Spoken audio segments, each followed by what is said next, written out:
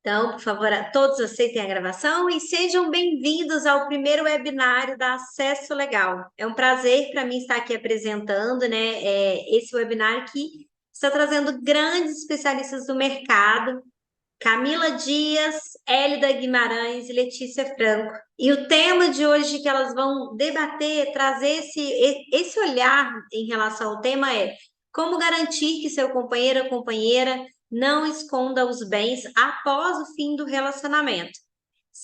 E a Hélida e a Letícia são fundadoras da plataforma Acesso Legal, que é uma plataforma que está apoiando pessoas no Brasil inteiro, com consultas jurídicas e muito mais que as meninas vão compartilhar hoje.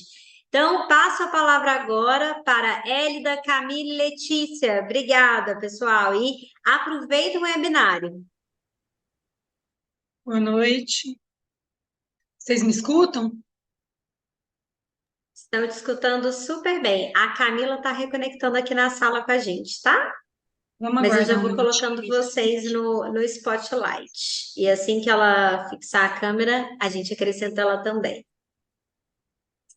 Enquanto a Camila tá entrando aqui, que eu queria combinar com os convidados, se você tiver alguma pergunta, pode levantar a mão virtual, pode escrever, tá bom? Pode escrever no chat se você quiser escrever, né? Se for melhor para você, se você não puder falar, mas é isso, é um ambiente onde a ideia é que vocês possam participar e participar da maneira que funcionar para você.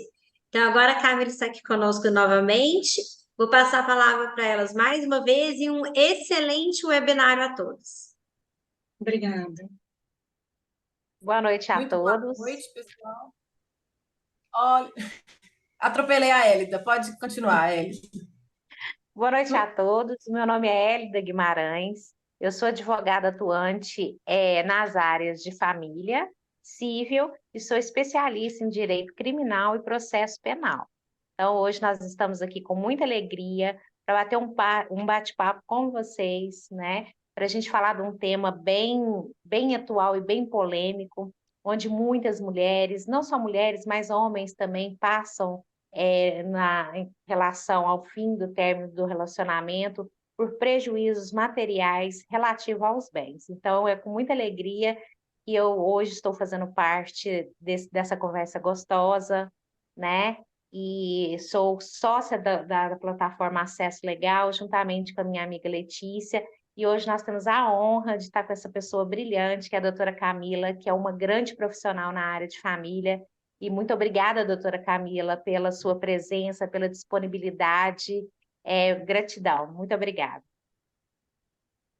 Não tem que agradecer, a honra é toda minha de poder participar desse momento com vocês. E quebrando aqui protocolos, gente, vocês já ouviram falar da lei de Murphy, né? Na hora que a Cíntia falou meu nome, deu um pique de luz aqui em casa e agora eu estou aqui temporariamente conectada pelo celular até aí eu conseguir ligar o computador novamente e pegar um pouquinho mais de dignidade para esse seminário, para esse webinário aqui tão importante. Como a doutora Hélida falou, nós vamos aqui esclarecer alguns pontos importantes sobre a partilha de bens. Eu sou advogada, especialista em direito de família e atuo com muita ênfase na advocacia preventiva das famílias, na advocacia extrajudicial, e aqui nós vamos explicar também sobre a importância de se prevenir na hora de fazer o divórcio.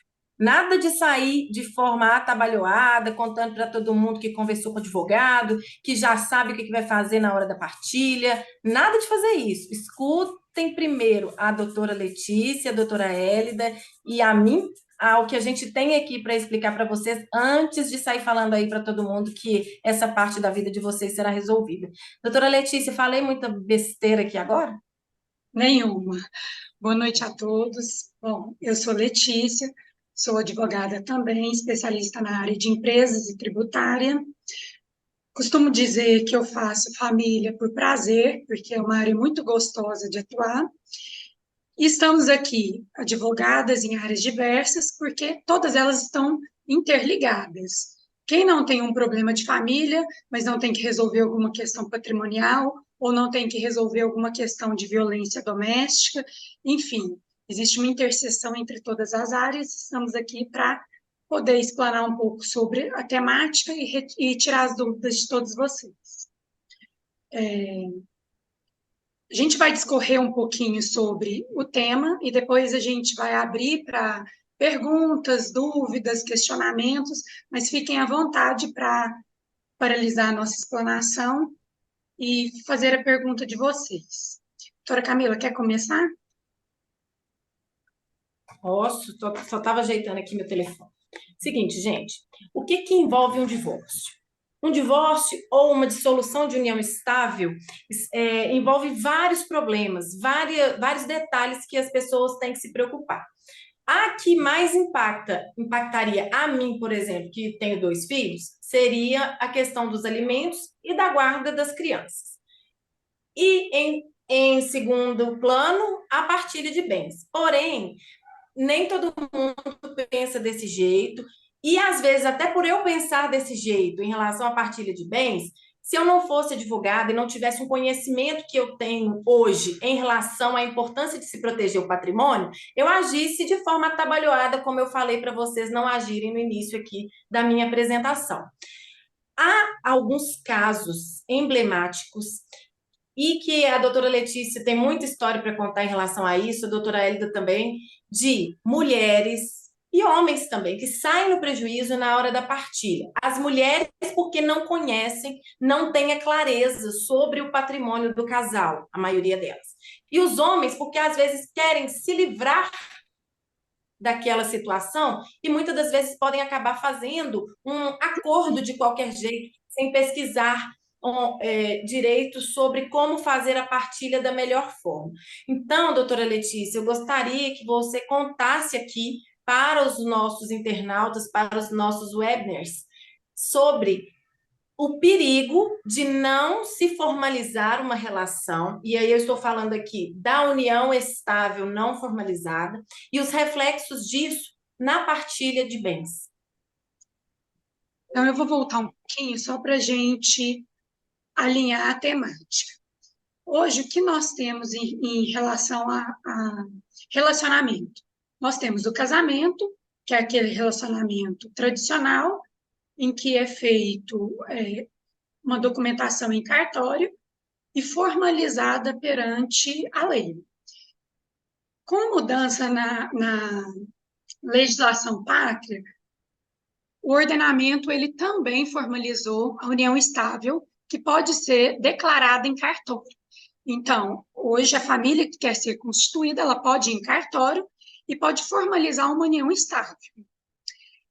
E com a evolução também da sociedade, o direito começou a acompanhar também essa evolução, e hoje nós temos também a união estável informal, que é aquela de fato, em que um casal se une para o matrimônio, né, para as obrigações do matrimônio, mas de forma informal. Todas essas 3 situações, elas são convalidadas pelo direito e elas garantem obrigações e direitos. Dentro das 3 situações, nós também temos os regimes de bens, que são a comunhão universal de bens, a comunhão parcial de bens, a participação nos aquestos e a separação de bens, que pode ser legal ou obrigatória, ou pode ser convencional. Isso a gente vai discorrer durante a nossa conversa aqui. Enfim, nós também temos 2 formas de atuação como advogadas, que é aquela extrajudicial, que é a que a Camila, de forma brilhante, atua com muita maestria, e temos a judicial. A extrajudicial, ela vai poder falar melhor, né, doutora Camila? A respeito de como funciona essa atuação hoje em dia. Você me escuta, Camila? Estava aqui, gente, conectando novamente. Deixa eu só sair aqui. Porque, como eu falei, teve esse problema técnico. Só um minuto. A advocacia extrajudicial é aquela que é realizada fora do poder judiciário. Mas isso não significa que os processos que já existem de divórcios litigiosos, eles não possam ser retirados do judiciário e resolvidos fora dele, por meio de um acordo, por meio de muito diálogo, através de uma construção que é feita entre advogados das partes. Ele pode ser... Aí as pessoas chegam a um denominador comum sobre o que é importante para elas, aquilo passa pelo crivo do Ministério Público quando há interesses de menores de idade ou pessoas incapazes, interesses envolvidos, e aí o Ministério Público dá o parecer e o juiz homologa aquele acordo. É algo muito mais, como que eu vou, tá me faltando a palavra, mas algo muito mais justo, digamos assim, do que quando um juiz que não conhece a história de vocês, não conhece a vida de vocês, impõe uma decisão de cima para baixo simplesmente porque o ex-marido e a ex-mulher não souberam conversar e chegar a um denominador comum. Agora, o que acontece? Eu queria trazer aqui, eu não vou muito ficar usando esse pronome de tratamento doutor, doutoras, porque estamos entre colegas, e eu gosto de que as pessoas fiquem bem próximas da gente, então vocês que estão assistindo, não se preocupem, não precisem usar comigo este pronome de tratamento. O que me chamou bastante atenção desde quando eu comecei a advogar é que a gente pegava um caso, e no caso eu atendo a maioria mulheres, chegavam para a gente assim, doutora, a gente tem que partilhar o apartamento que a gente mora. Ele tem o carro dele que está em nome dele, eu tenho o meu carro, ele é empresário, tem a empresa, e aí ele diz que não quer abrir mão de nada da empresa e é para a gente tentar fazer um acordo nesse sentido. Aí nós perguntamos, o que você tem de provas para mostrar para o juiz, caso não haja um acordo, de que esta empresa é dele, de que este apartamento é de vocês e que há outros bens? Aí as clientes falam, a gente tem escritura, tem contrato de compra e venda, tem o contrato de constituição da empresa, que é feito na junta comercial, e aí, quando a gente vai analisar, gente, os documentos, o cliente não tem nada. Tem contrato de gaveta, tem um tanto de papel rabiscado, tem um contrato de constituição de empresa desatualizado, e a hora que a gente faz a busca no cartório de imóveis, por exemplo, dos municípios, não tem escritura de nada, não tem matrícula. É um prato cheio para fraude.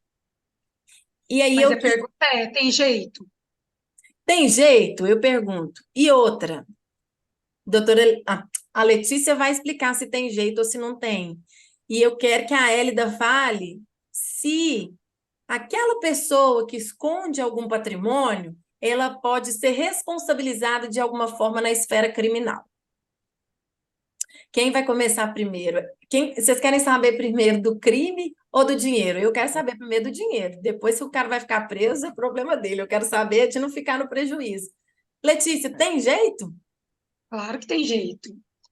Existe um senso comum errado de que não tem jeito. Primeiro, a gente tem que entender que todo mundo que começa um relacionamento pensa que ele vai ser duradouro. Então, ele é muito pautado na confiança. E, historicamente, a mulher ela deixa mais a cargo do homem tomar conta das finanças, enfim. A gente tem um histórico na sociedade de um homem, muitas vezes, ser mais bem remunerado. A mulher, ela tem também, além do trabalho dela, muitas vezes, né, os trabalhos de casa, de filhos, enfim. E isso é uma questão, assim, já bem enraizada, né, na nossa sociedade, mas o relacionamento nem sempre é para sempre, né? E aí, quando ele acaba, geralmente, pela prática que nós temos no escritório, a mulher se vê totalmente desamparada, porque ela nunca tomou a frente dos negócios, do patrimônio, muitas vezes ela nem sabe qual é o patrimônio do casal, e o patrimônio, quando a gente fala, não são só os bens, são as dívidas também, né? Muitas vezes ela é ignorante em relação a esse patrimônio. Então, nós três atuamos em casos já juntas, né? E a gente consegue contar uma infinidade de casos aqui em que a mulher chega no escritório, primeiro dilacerada emocionalmente pela questão, né, do rompimento do relacionamento, e muitas vezes descoberta, sem saber o que existe de patrimônio. e aí existe uma ruptura do relacionamento e ela não sabe o que ela tem. Muitas vezes ela tem participação em empresas, muitas vezes essas empresas, às vezes, que é o negócio da família, não está no nome do marido nem da esposa, está em nome de outras pessoas, mas tem jeito, porque eu costumo dizer que tudo deixa um rastro. Então, ninguém vive de ar, né? Por mais que essa pessoa não tenha um patrimônio em nome próprio, ela vive de alguma coisa. Ah, mas ela não declara imposto. Mas ela vive de alguma coisa. Ninguém vive hoje sem um aplicativo de banco, né? É pouco provável. Ninguém hoje compra só à vista. E aí é a importância de você buscar um bom profissional, porque advogado formam centenas todos os dias, né? E todos eles aptos a representar alguém. Mas será que realmente vai representar aquele interesse? Será que realmente ele tem habilidade, né, para representar os interesses daquele cliente? Então, é muito importante a gente buscar uma ajuda especializada. E é E isso, isso que a gente se propõe.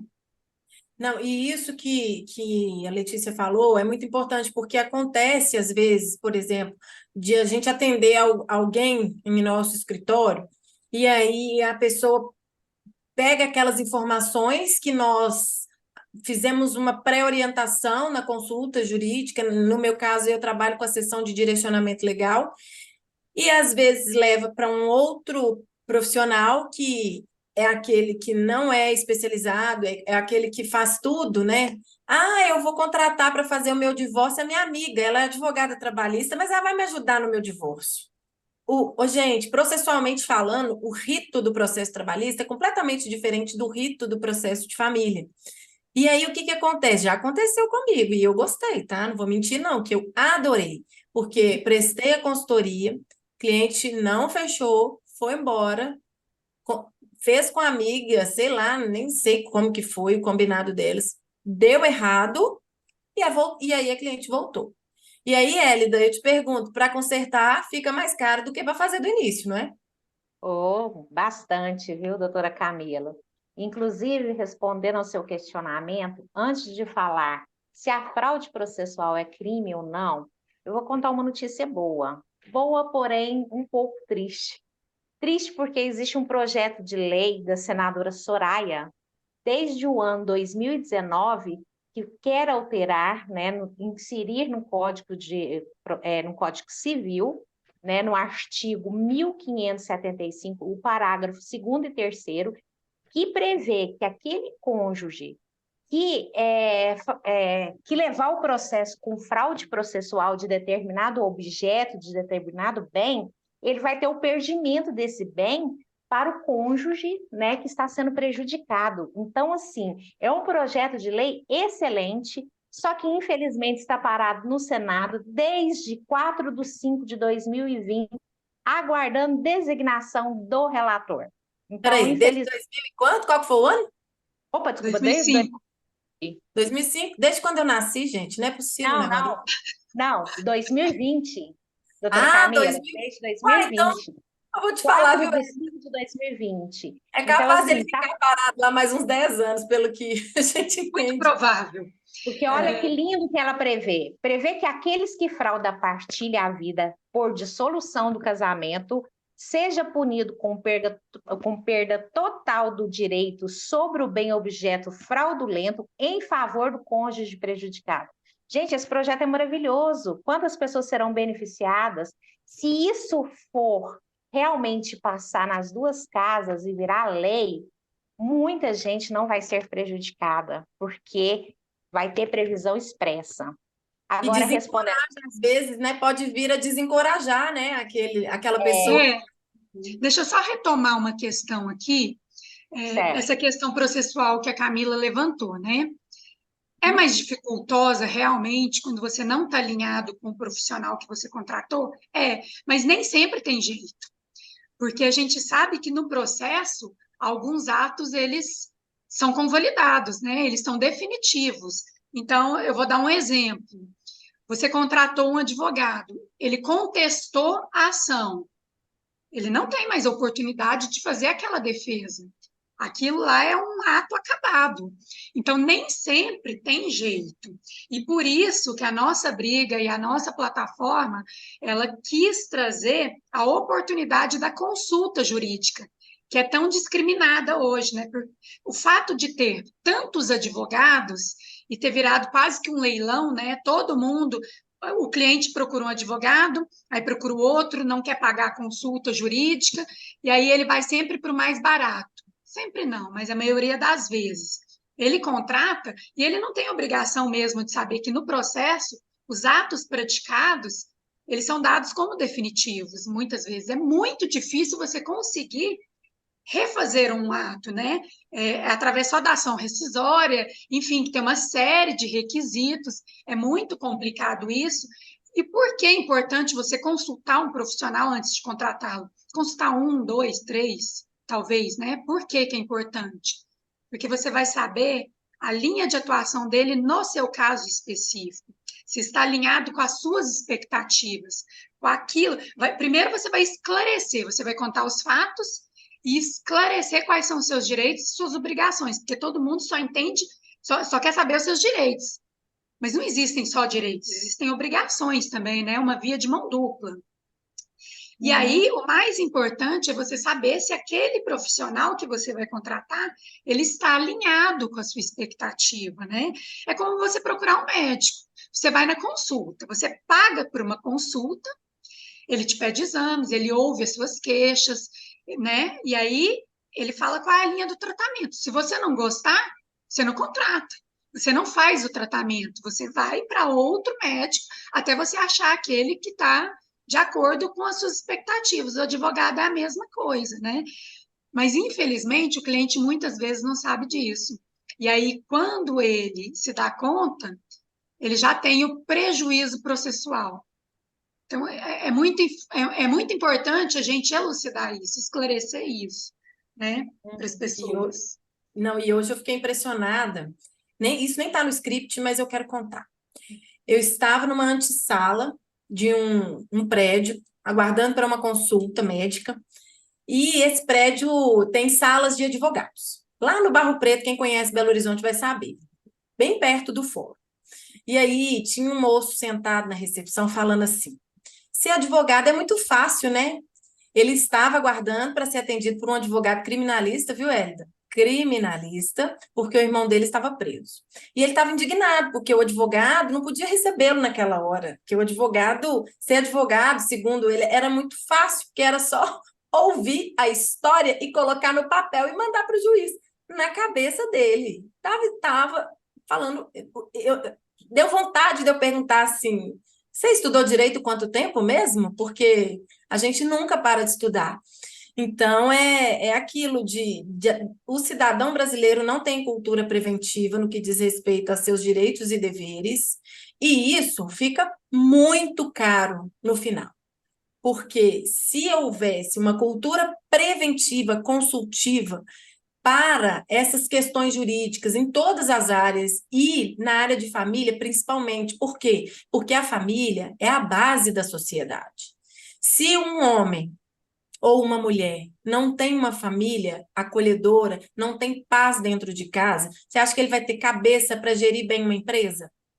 Não vai ter cabeça para gerir uma empresa. Não vai ter cabeça para ir para o seu serviço público, bater o seu cartão e fazer bem um serviço se as coisas na família não estiverem alinhadas. E nem todo divórcio, nem toda união estável precisa ser sinônimo de barraco e de briga. Apesar de que eu gosto de um barraco, foi por isso que eu escolhi a área de família, viu, gente? É porque traz emoção. A área criminal também traz emoção, mas eu não tenho tanta força quanto a Hélida para lidar com essas questões do direito penal. E até por isso, né, Camila, que a gente faz essas parcerias, por exemplo. Todas atuamos com família, você é especialista focada só nisso, mas, por exemplo, a Hélida, nós temos casos que chegam no nosso escritório que elas não versam simplesmente sobre um divórcio, elas versam sobre patrimônio, versam sobre guarda de crianças e sobre violência doméstica, que está muito crescente hoje em dia, né, Hélida?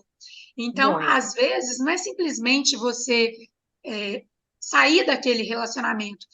Existem outras questões que tocam esse fim do relacionamento. A gente vê hoje, o caso mais em voga que a gente vê é o da Ana Hickman, né, que é bem recente. Enfim, a Hélida pode até falar a respeito disso. A gente não sabe se isso vai evoluir, né, para o fim do relacionamento. Mas a questão, por exemplo, Hélida, houve uma agressão, não foi só um apertão. E ela fez um boletim de ocorrência, mas ela não pediu uma medida protetiva. Então, isso toca também o direito de família, né? Eu queria que você explicasse mais a respeito. Não, e os casos de violência doméstica não é só de uma comunidade carente, da classe média, da Ana Hickman, que é uma mulher muito poderosa, né? Infelizmente, a violência doméstica está onde a gente menos espera. Né? Então, nós temos que abrir o olho das mulheres hoje, com esse tipo de trabalho que nós fazemos, né? De nosso dever como advogada, né? É orientar essas mulheres que qualquer tipo de violência elas têm que denunciar, seja violência física, seja violência psicológica e a patrimonial.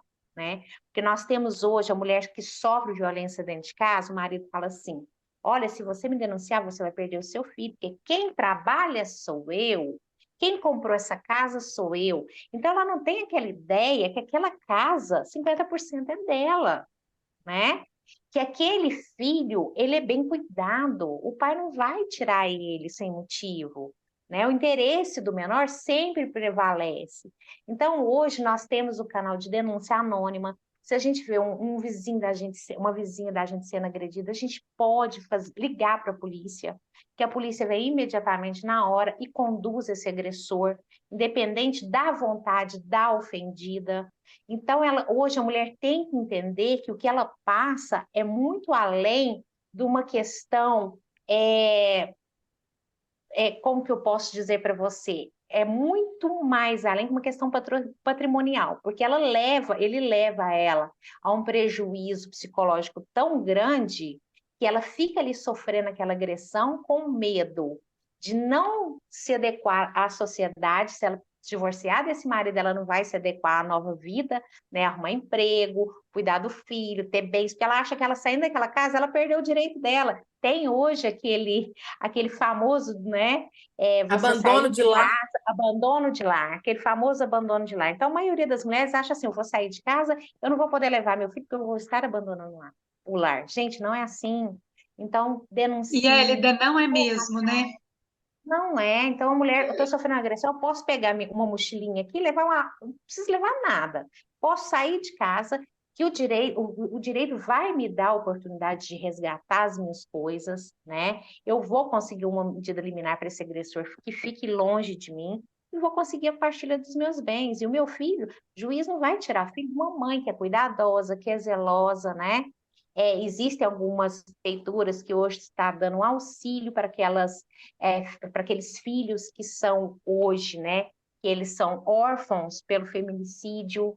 Então, nós temos políticas públicas que estão, assim, crescendo aos poucos, né, porque nós mulheres ainda nós não temos tanta voz para exigir os nossos direitos. Então, a mulher tem que correr atrás. Agressão, gente, psicológica é inadmissível. Agressão física, muito, muito mais ainda. Qualquer tipo de violência. A patrimonial, existem casos de cliente minha que assinou, por exemplo, a venda do imóvel porque o marido obrigou. Sob Vendeu, coação. depois passou uns dias, ele arrumou outra e foi embora, gente. Largou ela sem casa, com os filhos na mão. Então, assim, é muito grande a forma com que as mulheres desconhecem os seus direitos. Então, é Agora, muito. Hélida, ela E chegam assinou a muito, venda deste imóvel provavelmente antes de consultar um advogado, com né? Com certeza. certeza, com Por exemplo, certeza. eu quero partilhar um caso, por exemplo, de uma cliente que ela já vivia em união estável de fato, e ela tinha a intenção, junto com o companheiro, de formalizar essa união estável, né, através de um casamento. Ou E seja, ele veio, Letícia, só para as pessoas que não são da nossa área, a união estável, de fato, gente, é aquela assim, amor, te amo, vamos morar junto? Só isso. Não vai no cartório, não procura, não registra nada. É isso. isso, e ele veio a óbito. E Morreu. eles já moravam juntos. Ele sofreu um acidente, veio a óbito, já moravam juntos.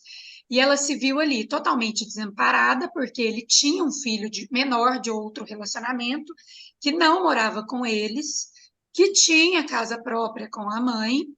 E a mãe tentou fazer reconhecer em juízo, a mãe do menor, reconhecer em juízo uma união estável retroativa para ter direito aos Yes. bens do falecido. Qual foi a primeira coisa que a gente analisou? Se a minha cliente ela tinha ou não direito à ameação do patrimônio. E ela não tinha direito, porque ela não contribuiu. Aquilo já fazia parte do patrimônio dele exclusivo antes da constituição da união estável de fato. Mas ela está desamparada pela lei? Não. Por quê? Porque existe o direito real de habitação, por exemplo.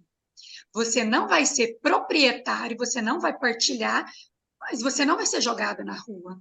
Você tem direito de moradia, porque você já tinha o ânimos de família, ainda que informal. E nós ganhamos na justiça.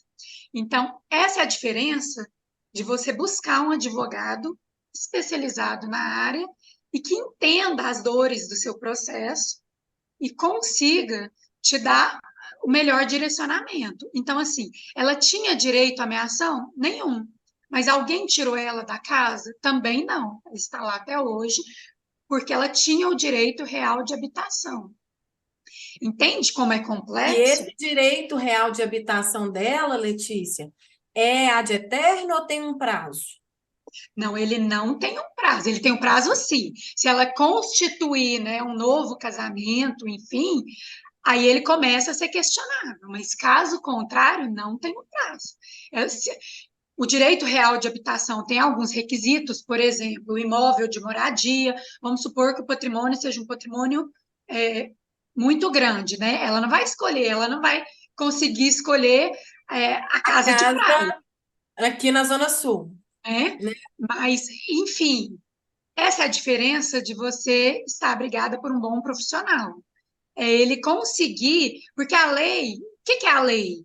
O legislador que nós elegemos, os políticos, eles vão lá, verificam as dores da sociedade e tentam reproduzir da segurança, né, para aquela dor da sociedade. Só que ele não está no caso particular de cada um. Então, uma boa aplicação da lei é a boa contratação do advogado. Ele vai interpretar os limites da lei e vai aplicar no seu caso concreto. E aí ele vai entender o que o seu caso pede e o que a lei permite. Isso é um bom profissional contratado. E até por isso que esse profissional também ele tem que, né, conseguir conversar com outras áreas, porque o direito é muito dinâmico. Não é simplesmente um divórcio, existe patrimônio, existe violência, né? Enfim, por isso Existe que a gente alienação monetária. isso, por isso que hoje nós temos várias bancas dentro dos escritórios. E já fazendo um link com a área preventiva, né, o Camila, hoje você tem o pacto antinupcial, você tem o contrato de namoro. Eu queria que você falasse um pouquinho dessa área preventiva. Certo. Gente, o que que acontece? A Letícia, tem que tirar esse doutora da minha vida. A Isso. Letícia, ela abriu aqui o webinário explicando sobre os regimes de bens. E aí, hoje no Brasil é assim. Eu vou contar sobre a minha história. Em 2012, quando o meu então namorado, hoje marido, falou assim: amor, te amo para sempre, vamos morar junto? Eu virei para ele e falei assim: não vamos morar junto, não. Vão lá no cartório assinar um documento que se chama certidão de casamento, mas aquilo ali para mim é um contrato. E eu falei meio que brincando, porque eu lia muitas crônicas e tal. E aí nós fomos lá no cartório. Nesta ocasião, eu tinha um apartamento que eu já tinha comprado né, enquanto solteira, e um carro só. E algumas aplicações. E cheguei lá no cartório, achei que eu estava arrasando. Falei, quero comunhão parcial de bens. Mas o meu apartamento era o quê? Financiado. E aí eu achei que eu estava arrasando, e depois que eu fiz faculdade de Direito, que eu descobri que se algum dia eu viesse a divorciar do meu marido, eu partilharia com ele as parcelas pagas do meu apartamento, porque eu escolhi comunhão parcial de bens e não fiz um pacto antinupcial. Quer saber do pior? vendi o apartamento e comprei outro maior. Compramos juntos. Não coloquei na matrícula do meu novo apartamento a A famosa incompatibilidade. cláusula de subrogação, que é um palavrão, mas é o quê? É assim, ô tabelião, eu comprei esse apartamento aqui, ó, junto com meu marido, mas a metade do dinheiro é só minha essa metade. Não fiz nada disso, gente, eu não tinha a menor noção e achei que eu estava arrasando, casando pelo regime da comunhão parcial de bens. Depois, o que que eu aprendi? Que o regime da comunhão parcial de bens é aquele subsidiário, é aquele que é o de todo mundo quando a pessoa não sabe o que ela quer. Chega no cartório, o tabelião pergunta: vocês vão casar sob qual regime? Um olha para a cara do outro. Não sei. Aí o funcionário do cartório põe lá, comunhão parcial de bens, e nem te explica o que que é. Então, a advocacia preventiva, ela é, digamos assim, uma inovação, ela vem acompanhar a evolução das famílias e tirar o poder do Estado sobre a nossa família. Porque, como diz uma mentora maravilhosa que eu tenho, que devia estar aqui nesse webinar, esqueci de convidar. Minha família, minhas regras, a Marina ensina isso, a gente tem a oportunidade de escolher o que a gente quer para a família da gente, tanto no que diz respeito ao patrimônio, aos bens, quanto ao que diz respeito à educação dos filhos, às tarefas domésticas e por aí vai. Então, hoje, no regime da comunhão parcial de bens, o pacto antinupcial não é obrigatório, mas é essencial que você tenha essa É mentalidade aberta. indicado, né? É super indicado. Você tem que ter a mente aberta, chamar um advogado especialista, ele vai conversar com você e com o seu par, não vou falar companheiro ou companheira, porque aqui a gente está falando para todos os públicos, né? Com você e com seu par e ouvir o que que eu quero, o que que eu tenho, o que que eu não tenho, aonde eu quero chegar. Se, por exemplo, eu sou um empresário e o meu par é alguém que empreendedor e que vai receber um convite para trabalhar no exterior daqui 5 anos, sei lá. O que que vai acontecer com o casamento? O empresário vai fechar a empresa dele e vai junto? Ou o concursado que é casado com esse empreendedor que recebeu uma mega proposta para ganhar rios de dinheiro lá fora, o servidor público concursado vai pedir exoneração e vai embora? E depois, se esse casamento der errado, com qual garantia que ele volta? Com a mão na frente e outra atrás? Tem garantias? Isso tudo tem jeito de prever no pacto antinupcial. E lembrando que, para o regime da separação convencional de bens, o pacto é obrigatório. Se você chegar lá no cartório e falar assim, eu quero casar com separação total de bens, é assim que as pessoas falam. Aí o funcionário do cartório vai falar assim: trouxe o pacto antinupcial? Ó, esqueci. O que que é isso? Isso é de passar no cabelo? Não trouxe. O que que o tabelião, o que que eles vão fazer? Vão te dar um pronto lá, um Ctrl+C, Ctrl+V, que é igual para todo mundo. Uma cláusula que eu acho bem interessante, eu já vou passar a palavra para vocês, que eu empolgo quando esse assunto preventivo aparece. Por exemplo, se o casamento der errado, nós vamos fazer 5 sessões de mediação antes de acionar o Poder Judiciário no litigioso. Isso dá para prever no pacto. Uma notícia de ontem, fresquinha, que me chamou a atenção. O juiz determinou guarda unilateral em favor da mãe, porque Isso. o pai ficava fumando com o bebê no colo de 1 mês. O bebê ficava tragando aquilo ali involuntariamente, e havia uma cláusula no pacto antinupcial. Uma cláusula que o marido não ia fumar dentro de casa. Tá certo que eles se separaram e depois do divórcio extingue-se aquele contrato, digamos assim. Mas se for extensivo aos filhos, não se extingue. Ele descumpriu isso. E, além disso, eu fiquei preocupada, com medo de alguma mulher usar isso para afastar filho de pai, viu, Hélida? Confesso para você. Mas o que que é mais prejudicial? É o pai ficar 3 meses longe do filho ou é o filho ficar 3 meses fumando passivamente e pode contrair aí uma doença pulmonar pro resto da vida? Daqui 3 meses o juiz vai apreciar de novo. Estava no pacto. E é uma questão polêmica, né? Porque são pesos diferentes. Se a gente Pesos diferentes. perguntar, cada um vai ter uma opinião. É que nem a doutora Thais falou sobre as mulheres dos jogadores de futebol que, de repente, arruma a roupa, vai para o exterior sem nada, sem um pacto, sem uma união estável, e vai, e de repente elas levam prejuízo com a dissolução dessa união, né? Então, é muito importante mesmo, antes de contrair, né, uma união estável, um casamento, ver os cônjuges, ver o que é melhor para a nossa relação, quais os bens eu já possuo, né? O que eu espero dessa relação. Então, é muito importante, é E sabe que eu extremamente. vejo, Hélio? Sabe que eu vejo muito? O casal, muitas vezes, ele tem receio, né, de fazer esses pactos prévios, porque eles têm muito medo da pessoa achar que ou existe um interesse, ou o outro não me ama tanto assim. E pelo contrário, o que eu costumo dizer é que o casamento é uma sociedade. Assim como uma sociedade empresária, o casamento é uma sociedade matrimonial, conjugal, em que existem direitos, existem obrigações, e essas cláusulas, elas resguardam as duas partes, né? Porque o combinado não sai caro. Então, a Entre o pergunta dito pelo não dito, vale o que está escrito, né? Adoro. exatamente. E a pergunta que eu retomo para vocês: fiz um pacto antinupcial, casei com aquelas cláusulas, mas no curso do casamento eu quero alterá-lo. É possível? É possível. Por meio de uma ação de alteração de regime de bens e um novo contrato, um novo pacto, que vai se chamar pacto intramatrimonial. E isso acontece muito, sabe em quais situações? Exemplo, eu me casei com o meu marido, que hoje é servidor público, piloto de avião da Polícia Militar. Suponha que ele canse dessa vida de servidor público e abra uma empresa e vire um empresário milionário de sucesso. Ou Deus põe a bênção, né? Vai que acontece. E aí, só que ele resolve trabalhar com uma profissão de risco.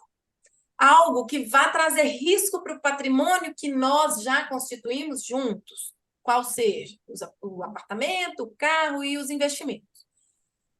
Dá para proteger isso? Dá, por meio de um contrato intramatrimonial. Eu não quero mais ser casada pelo regime da comunhão parcial de bens, agora eu quero ser casada pelo regime da separação convencional de bens com as seguintes cláusulas: essa e aquela.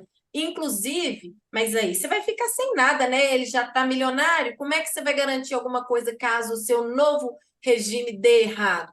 Com as cláusulas, gente. É possível colocar cláusula de indenização. Por exemplo, eu era jornalista, larguei o jornalismo para virar advogado para ter um tempo livre para os meus meninos. Aí suponha que a minha advocacia tivesse dado errado. Eu poderia ter feito um contrato intramatrimonial, falado que se desse errado e se a gente se divorciasse, ele ia me pagar 50 mil reais por cada ano de casado depois que eu larguei a profissão de jornalismo. Ia ser bom, né? Se eu ficar uns 5 anos casado, uns 250 mil, assim, é um bom fundo de garantia. Então, tem jeito sim, mas é só mediante ação judicial, depois que já casou, não tem jeito. Existe uma outra modalidade, que são os contratos paraconjugais. Você não precisa alterar o regime de bens por meio de uma ação judicial, você faz um contrato com o seu par, determinando a nova forma de constituição daquele casamento, reconhece firma das assinaturas em cartório. A diferença é que aquilo não faz efeitos perante terceiros. Traduzindo, se você estiver devendo alguém que queira penhorar, tomar algum bem que é do casal, este contrato paraconjugal não defende os seus bens daquele credor que quer tomar, Prevalece o regime de bens, né? prevalece o regime de bens, exatamente. Só para a gente entender melhor essa questão.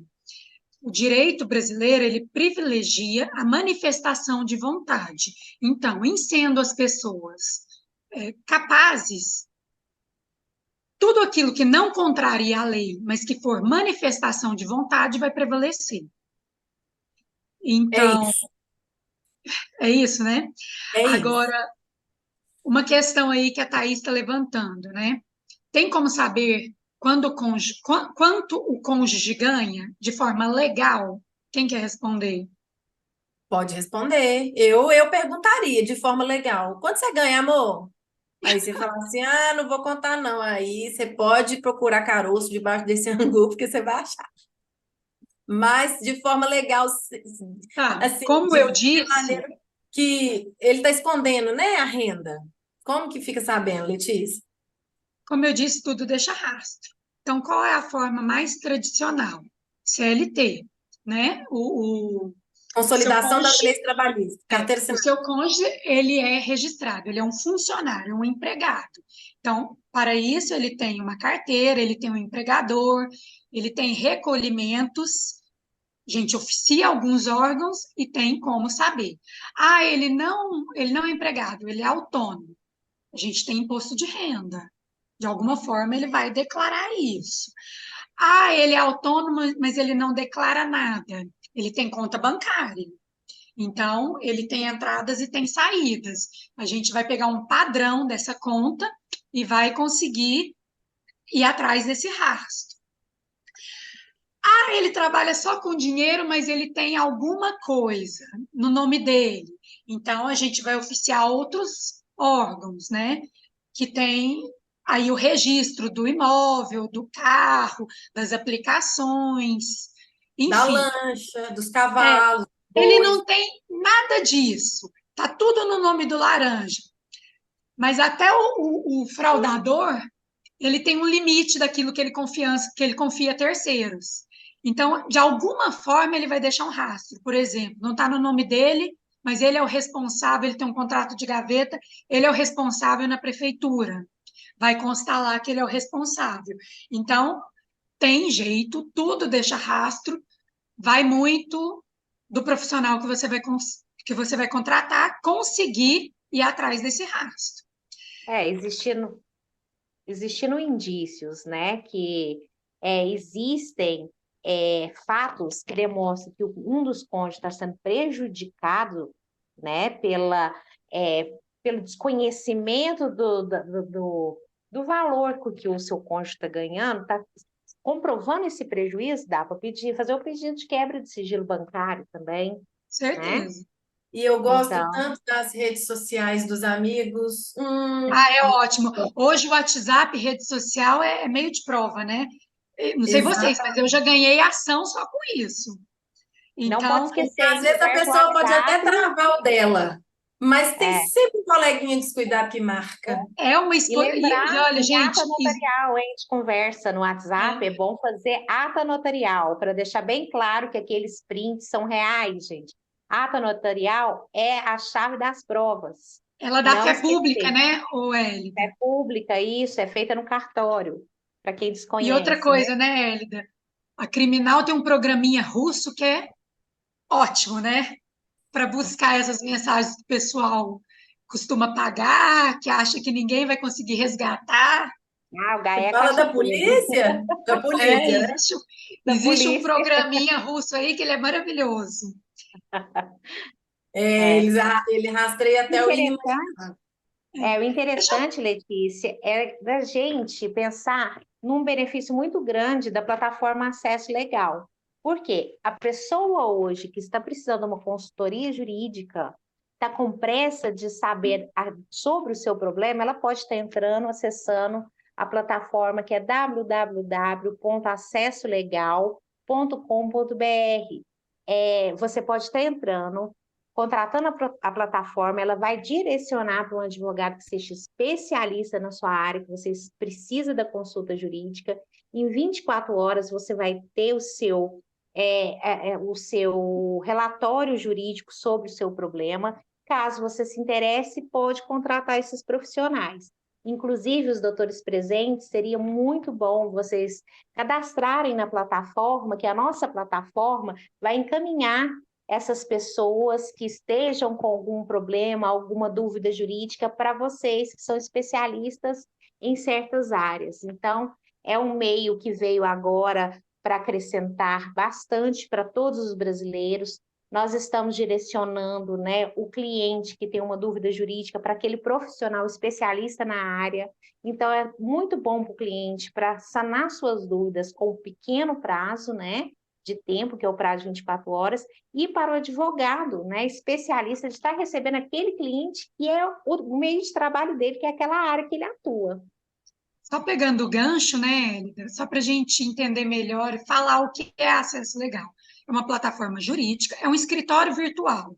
Numa ponta, nós temos advogados especialistas verificados, né, pela plataforma se realmente eles têm aquelas credenciais, e do outro, o cliente, que vai lá, ele acessa e informa e dá algumas informações a respeito do caso dele.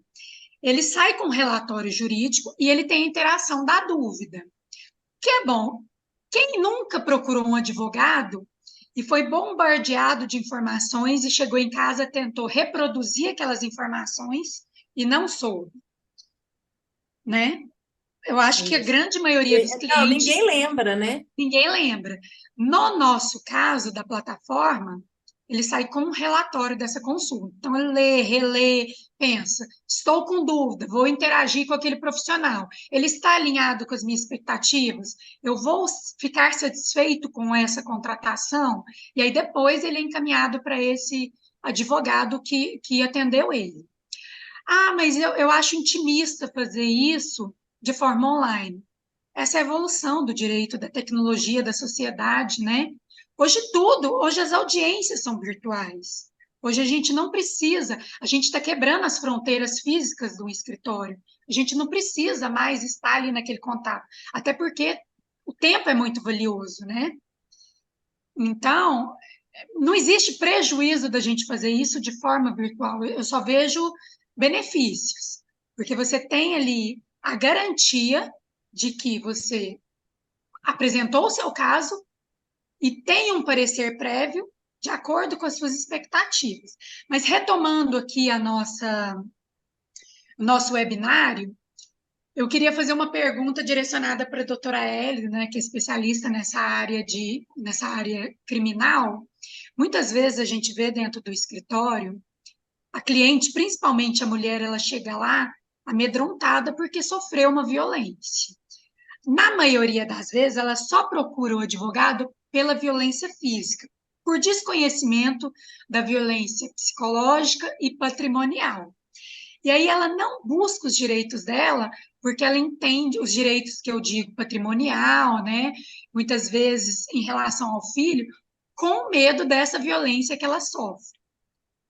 Uma coisa limita a outra, apesar delas estarem interligadas, o fato de você ter um medo da violência física, seja patrimonial ou seja psicológica, ela inviabiliza você buscar os seus outros direitos?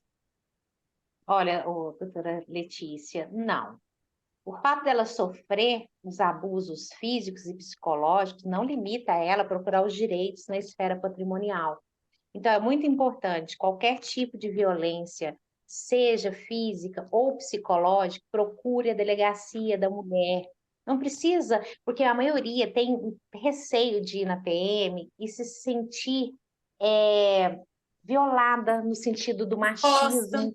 Então, é exposta. Então, ela não procura a PM. Vá direto na delegacia da mulher, vá lá, conte o que você vem sofrendo, a delegada vai te receber, vai pedir a medida protetiva para você, você vai ser resguardada. Logo em seguida, você pode procurar os seus direitos patrimoniais, procurar um advogado especialista para estar te auxiliando nessa questão de partilha de bens, de regulamentação de visita dos filhos, né? Alimento dos filhos menores. Então, assim, é muito importante que essa mulher tenha ciência que o direito dela não acaba por causa dessa pressão psicológica que ela sofre, por causa dessa agressão. Então, procure a delegacia, faça o boletim de ocorrência, requeira uma medida protetiva e busque os seus direitos para você ter a sua parte na partilha dos seus bens, ser definido. Tem algumas mulheres, doutora Letícia, que não trabalham porque cuidam da casa, né? Trabalham em casa. Então, essas mulheres, elas, por um certo período de tempo, elas têm o direito de estar recebendo uma pensão para se recolocar no mercado de trabalho. E a maioria não sabe, então tem medo de separar os filhos, passar fome, passar fome. Não, gente, a lei está do lado. Procure um advogado, o advogado vai pedir uma liminar, né? E você vai conseguir resolver essa questão patrimonial do seu divórcio, do seu afastamento do lar, para você ter uma medida protetiva também na esfera criminal. Então, busque a delegacia, procure um profissional habilitado, um advogado que seja especialista na área para estar resolvendo o problema. E existem outros instrumentos também, né, que são acessórios a essa medida, que são o estudo psicossocial, que vai ser feito com a família, com o menor, né, o Tudo no decorrer acompanhamento do processo, né? psicológico, né? Uma grande dúvida que chega no escritório também, o Hélida, é a seguinte: essa violência doméstica, o processo de violência doméstica, ele corre em segredo de família, ele não corre em segredo, porque existe um receio muito grande da exposição, existe uma Não, ele vergonha muito grande da mulher da exposição. Uhum, não. O processo de violência doméstica, ele é sigiloso. Tanto o processo de violência doméstica, quanto o processo que envolve menores, Letícia.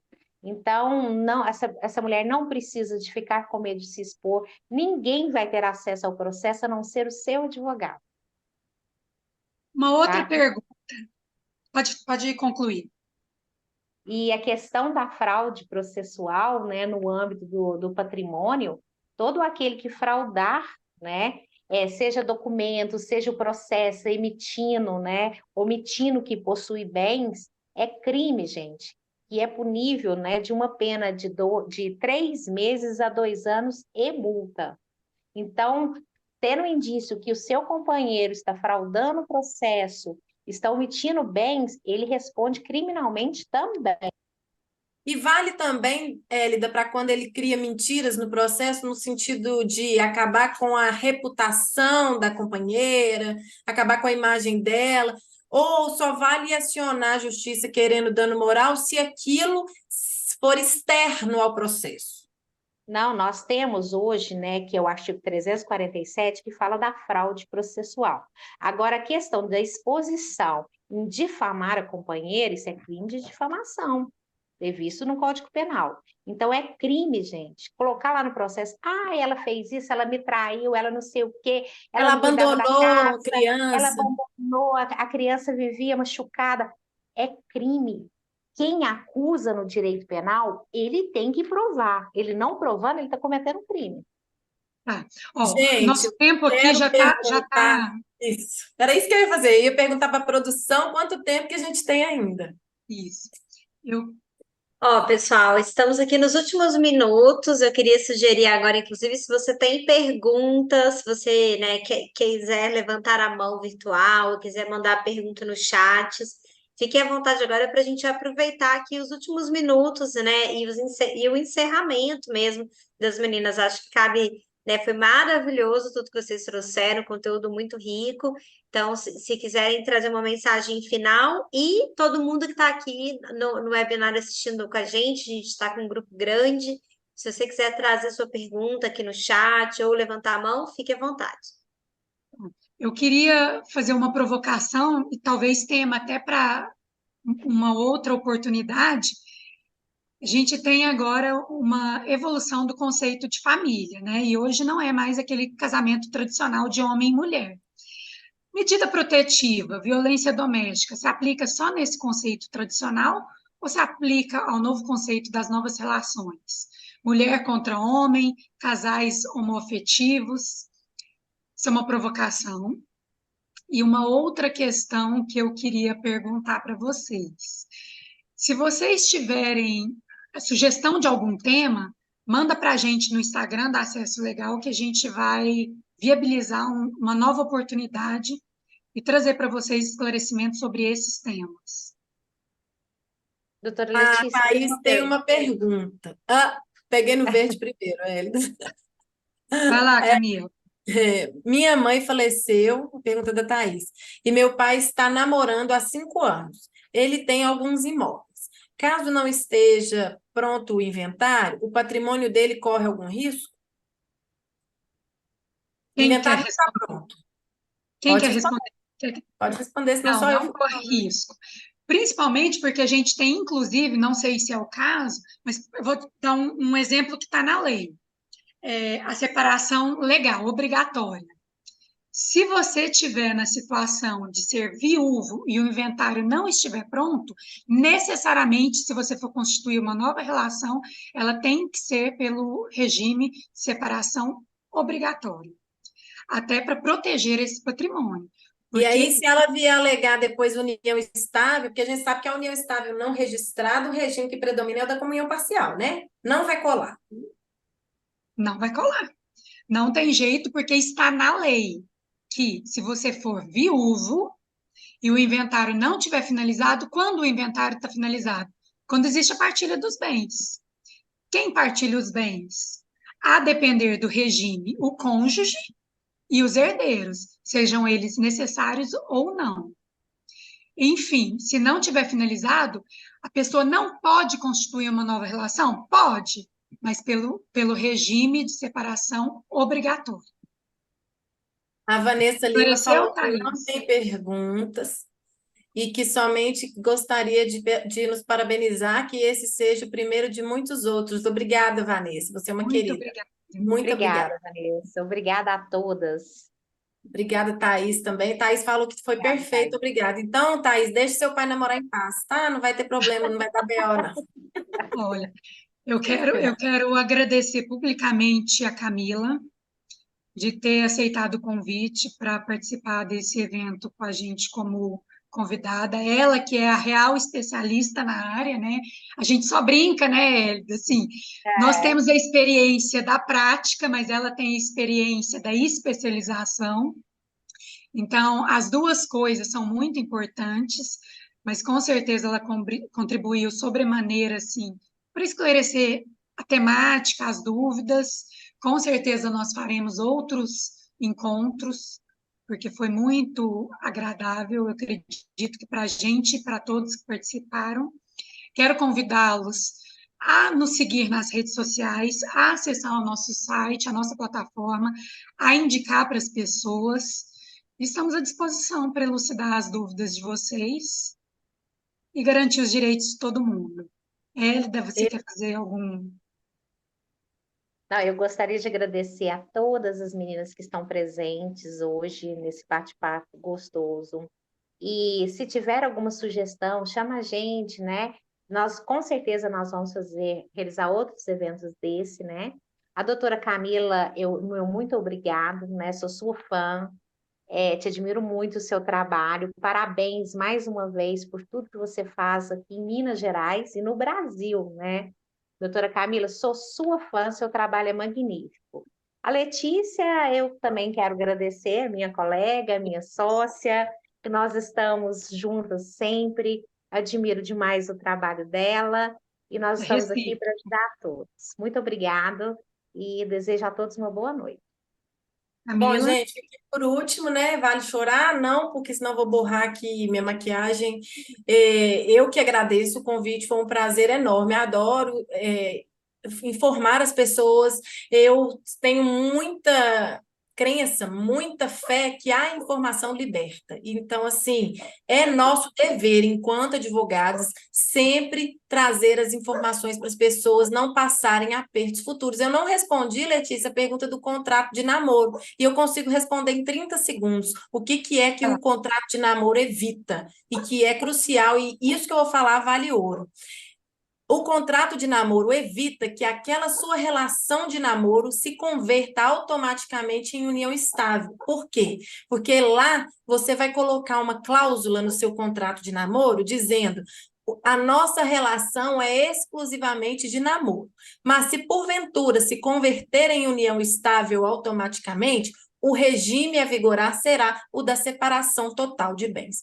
Continua sendo namoro. Então, não adianta alguém vir querer te dar um golpe, falando assim: amor, no meu prédio não tem porteiro, deixa eu entregar minha Shopee lá no seu, que tem porteiro. E aí já tem o quê? Um comprovante de endereço que está morando lá.